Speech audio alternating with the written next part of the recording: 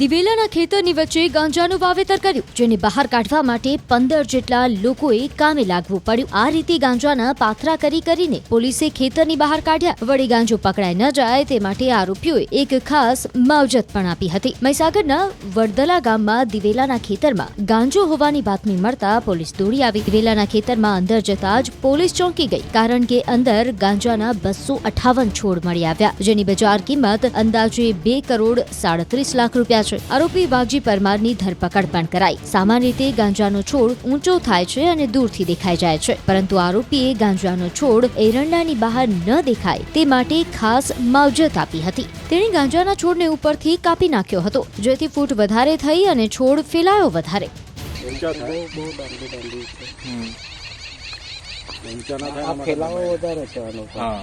એટલે ઉપરથી આ લોકોએ કઈ કાશે એટલે પછી ફૂટ થઈ છે એટલે ઉપર દેખાય છે ને